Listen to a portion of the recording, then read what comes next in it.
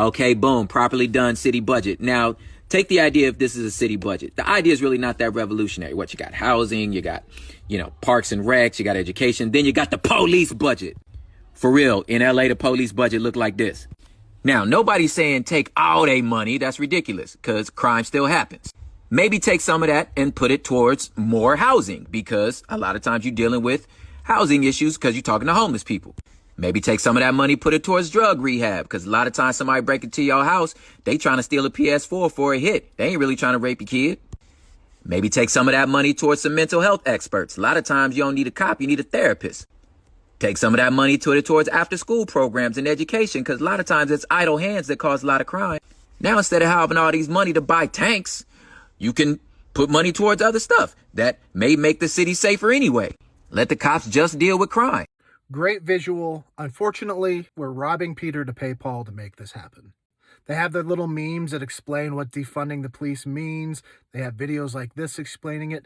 But nobody has ever looked into what those Cheerios represent. When you actually sit down and look at a police department budget, 75-80% of their budget is salary. Salary and benefits. That other 25% is things like body cameras, cell phones, cell phone bills, computers, toilet paper, the electric bill at the police stations, stuff like that. People never think of this stuff. They just see a large number and be like, wow, that's a lot of money. They really don't need all that money, certainly. But nobody has ever actually sat down and looked to see where that money's going.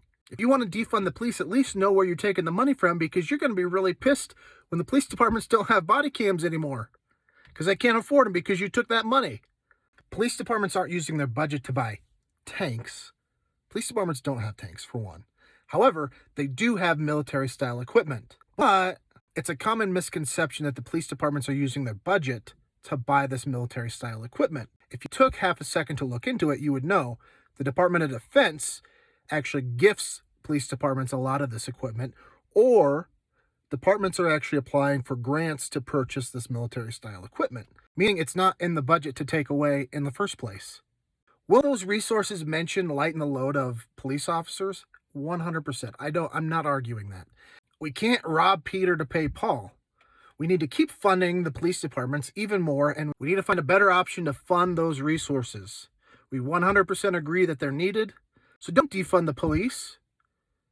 Legalize marijuana in the United States, tax the shit out of it, and use that money for all of the stuff that we need to resource. If you like this video, please like and share it. Also, have a shirt for sale, Defund the Politicians. Use my code, officerdaniels, all one word at checkout, and get free shipping. RelentlessDefender.com.